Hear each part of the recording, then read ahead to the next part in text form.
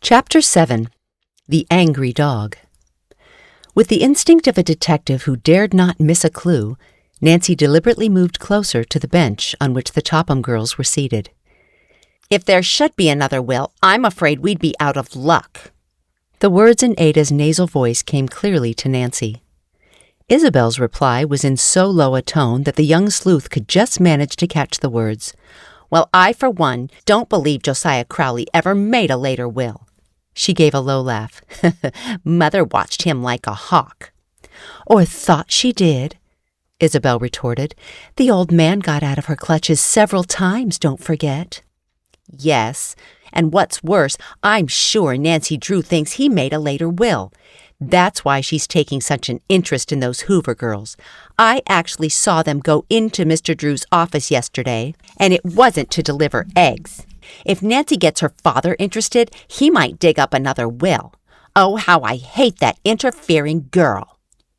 At this, Nancy could barely refrain from laughing. So the Tophams were convinced about the existence of a second will. With bated breath, she listened further. "You're such a worrywart, Ada. You can trust Dad and Mother to take care of things, no matter what happens," Isabel commented dryly. "They won't let that pile of money get away from us. It's ours by right, anyhow." "You've got something there," Ada conceded. "We should have old Josiah's money after supporting and putting up with him for 3 years. That was pretty clever of Mother, never accepting any board money from Josiah Crowley." The conversation ended as Isabel and Ada arose from the bench and walked away. Nancy waited until they were out of sight, then emerged from her hiding place. Seating herself on the bench vacated by the Topham sisters, Nancy mulled over the remarks she had just overheard. "There's no doubt in my mind now that if there is a later will, the Tophams haven't destroyed it. How thrilling! But where can it be?" Nancy realized that to find it was a real challenge. "And I'd better hurry up before the Tophams stumble on it."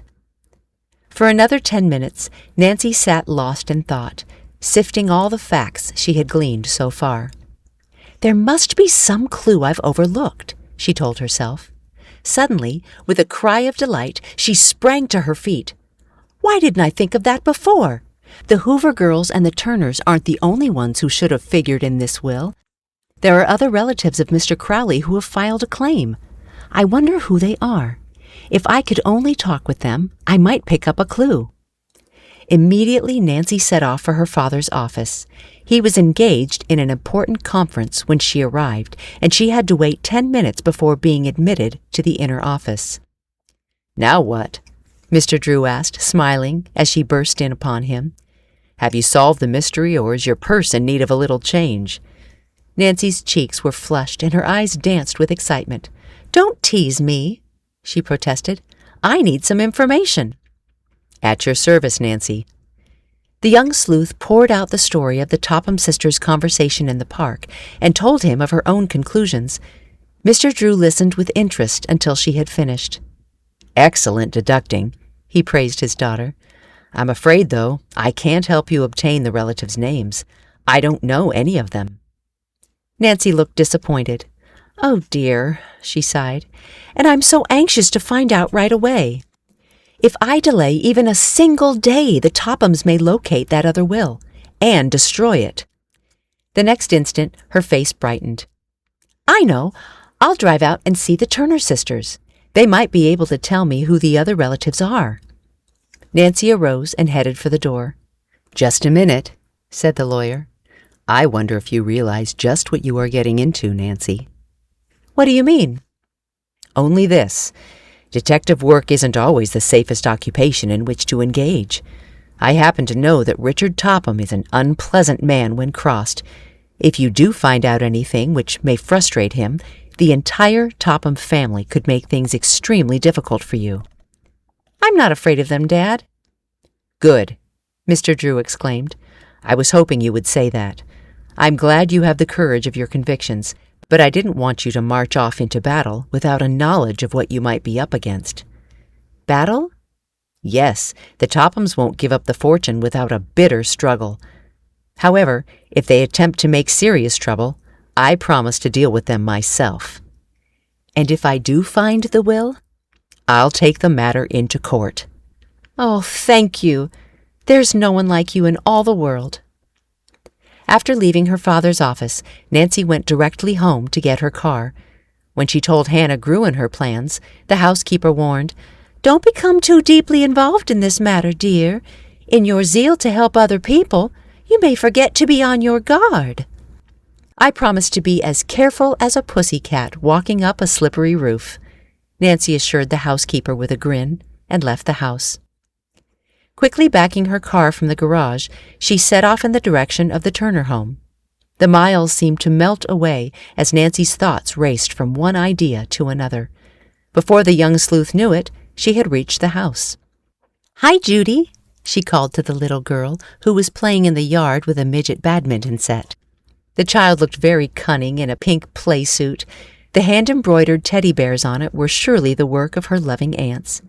"Hi, Nancy. I'm glad you came. Now I'll have somebody to play with," Judy said, running up to the visitor. Obligingly, Nancy took a racket and batted the feathered shuttlecock toward the child. "Hit the birdie," she called. Judy missed, but picked up the shuttlecock and whammed it nicely across the net. Nancy hit it back, and this time the little girl caught the birdie on her racket and sent it over. The game went on for several minutes, with Judy crying out in delight. "You're the bestest batter I ever played with, Nancy," she declared. After 10 minutes of play, Nancy said, "Let's go into the house now, Judy. I want to talk to your aunties." Judy skipped ahead and announced her new playmate's arrival. "Hello, Nancy," the women said as she entered the living room. "We were watching the game from the window," said Mary Turner. "This is a real thrill for Judy. Edna and I are very poor at hitting the birdie." "It was lots of fun," Nancy replied. "I'm glad to see you all again." She now asked whether the police had located the thieves who had taken the silver heirlooms from the house. "Not yet," Mary answered. "And what's worse, we found that several other pieces had been taken too." "What a shame!" Nancy exclaimed. "But I'm sure the stolen articles will be found." Then she added, "I came here on a particular mission." "Yes?" "Your story about Mr. Josiah Crowley intrigued me. Then, the other day, I met two girls, Grace and Allison Hoover, who told me of a similar promise from him regarding his will." "How amazing!" Edna Turner exclaimed. "I heard Josiah mention the Hoovers and Allison's beautiful voice." "Dad and I have become very much interested in the case and are inclined to agree with you and the Hoovers that Mr. Crowley may have written another will shortly before his death and hidden it someplace." "Oh, wouldn't it be wonderful if such a will could be found?" Mary exclaimed. "It might mean all the difference in the world to Judy's future." "What I want to do," Nancy went on, "is talk to as many of Mr. Crowley's relatives as I can find. Someplace I may pick up a clue to where a more recent will is hidden. Tell me, do any of his other relatives live around here?" "Yes, 3 that I can think of," Edna answered. She went on to say that 2 cousins, who had never married, lived on a farm just outside Titusville. "Their names are Fred and William Matthews." Suddenly the Turner sisters blushed a deep pink. They glanced at each other, then back at Nancy. Finally, Edna said, "Many years ago, Fred proposed to Mary, and William to me, and we came near accepting. But just at that time we had the great tragedy in the family and took Judy's mother to rear, so we decided not to marry." An embarrassing pause was broken by Judy. "Someday my aunties are going to give me one of my mother's dollies, Nancy. Isn't that nice?" "It certainly is," Nancy agreed, "and you must be sure to show it to me." Then she asked the sisters, "What relation are the Matthews to Mr. Crowley?" "First cousins on his mother's side." "Do you think they would mind my asking them some questions, even though I'm a stranger?"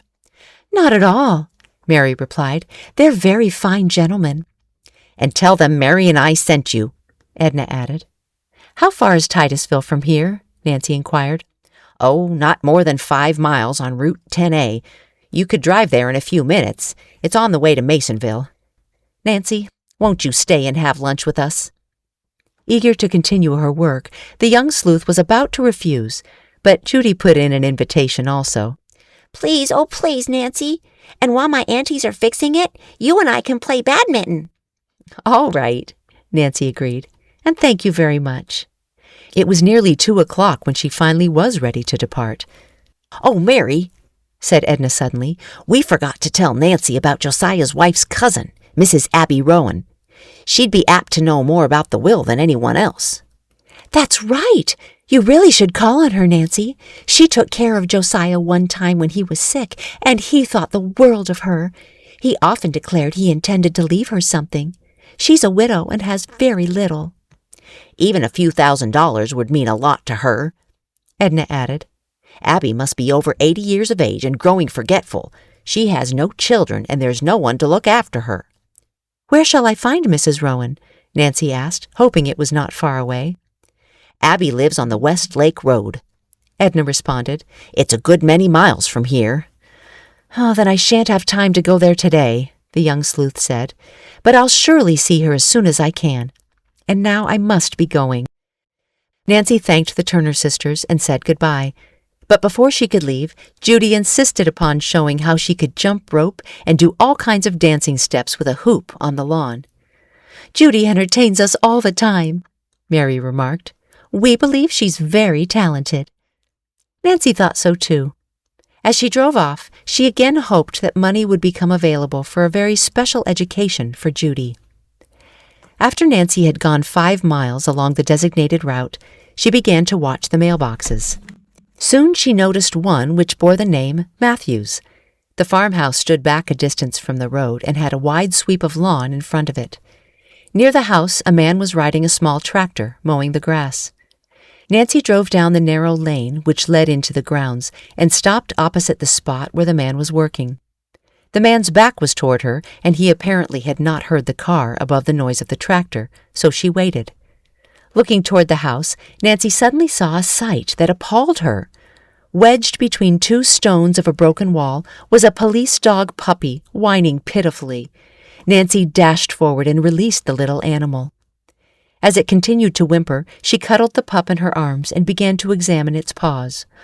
"Why, you poor thing," Nancy said, seeing a tear in the flesh of one hind leg. "This must be taken care of right away." She decided to carry the puppy over to the man on the mower. As Nancy walked across the lane, she suddenly heard an angry growl near her. Looking back, she saw a huge police dog, evidently the pup's mother, bounding toward her. "It's all right," Nancy called soothingly to the dog.